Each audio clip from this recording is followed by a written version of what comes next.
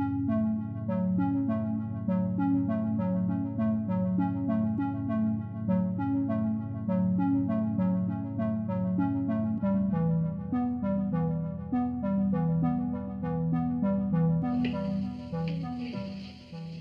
don't bother about that now, Delilah. Let it go till morning. Miss B, you sure had a good party. I think so.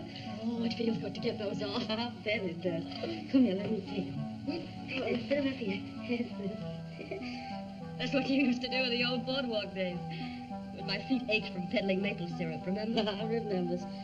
Calm yourself, baby. You gotta learn to take it. It might just as well begin now. You apologize to Piola this minute. No, Miss B. Don't make apologize. Ain't no good in that.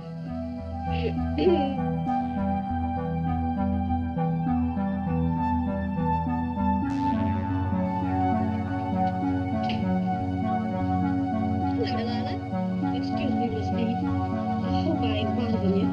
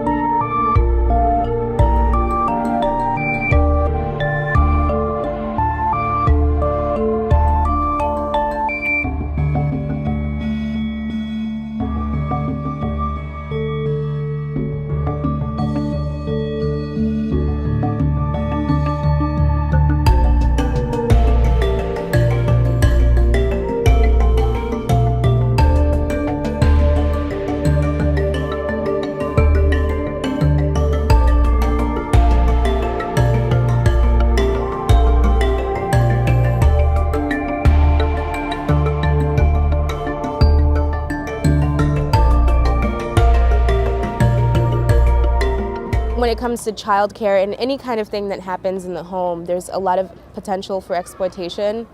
And so people aren't necessarily used to seeing someone like willingly, go into childcare and have like a pretty, good academic background and, not feel like they're doing them a favor.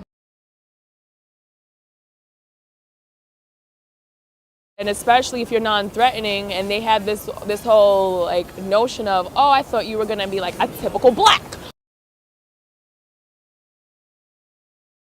I think that my race always plays a role in how people perceive me and how they react to me.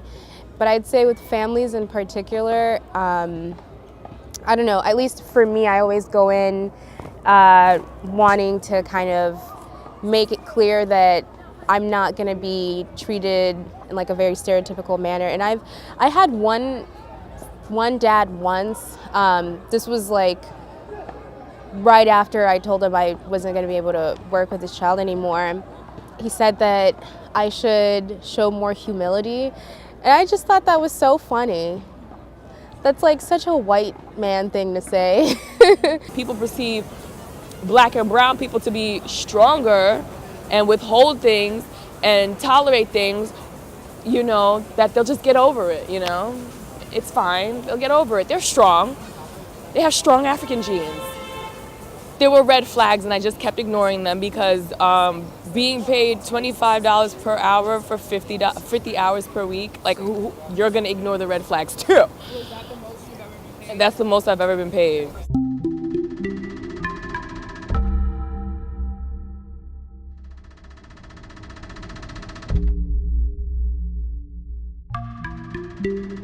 I lost my job because I stood up for myself and I no longer accepted like mistreatment from the moms. Mistreatment on account of my race. Not explicitly. I think people are afraid of being perceived as racist rather than afraid of just being racist. It made me really angry that you can take whatever anger out you have on me, and I'm there to help you. I felt like it was because I was black, it was easier for her to take her aggression out on me. Well, the first thing she said to me was,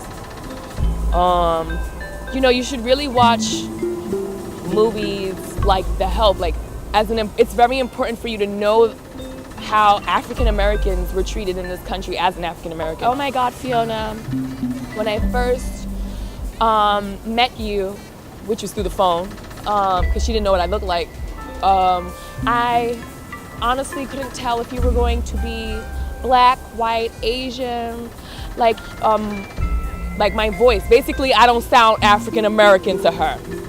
Sometimes it's in the responses that I get when I just, you know, when I'm chatting with parents, either before or after a booking, where it's like, oh, like, that's surprising. And I think it's both on account of the fact that I chose to work as a babysitter, and the fact that, like, I'm a young black woman and I'm educated.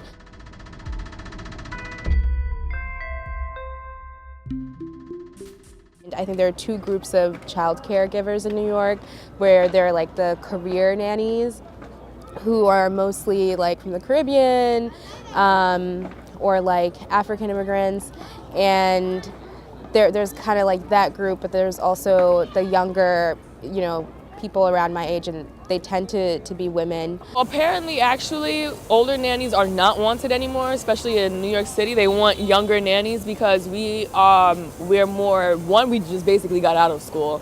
I wouldn't know if they're treated any differently because I've honestly met more nannies around my age group, but I know for a fact that they're soon to be disposable. But being a nanny is a very disposable job to begin with. Like, if they don't like you, they will throw you away. I wonder how much agency, you know, these older women are able to exercise, and just like making sure that they're treated fairly, because some people work for families for decades, and if it's under the table, if it's not, you know, like on the books, they don't have any retirement savings, they don't have unemployment benefits. I've had conversations with like older women who are talking about how they've been paid the same wage for years and years. And I'm like, but why? The privilege that I have as a young person, and also an educated young person, is knowing how to structure my work so that I'm protected, you know, and so that people can't take advantage of me, both kind of financially and just like interpersonally. I think that I've been treated with a lot of respect because at the gate, I'm just like, these are things that I will not accept, and these are things that I will. And if you're cool with it, then we can work together, but otherwise, we can move on.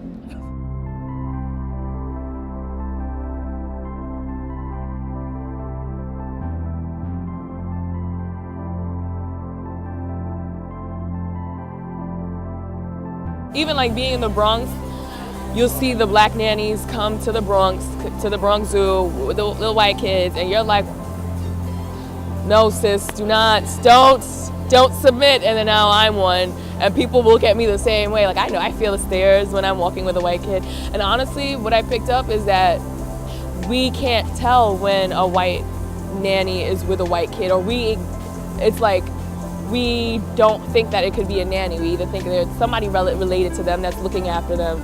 You know, unless they have a uniform on, you won't know. But I think there are a lot of white nannies out there. You just can't tell because they're working with white kids. I don't believe it's a black or white thing. I definitely think it's a privilege or non-privilege thing. I would certainly say that class is pretty salient in kind of how families interact and like just the way that they perceive a nanny or like a caretaker. For some it's very much routine, and I can tell for others that it's an expense that, you know, takes up a pretty large chunk of their budget because it is expensive.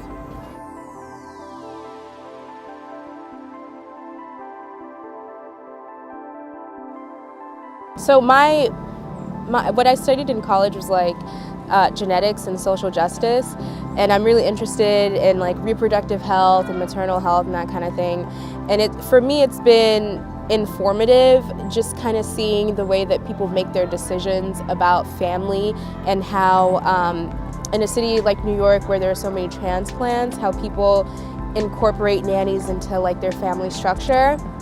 Because there have definitely been kids that I would say spend an equal amount of time with me as they do their parents, and I can't imagine having a relationship dynamic like that for many years and not feeling respected.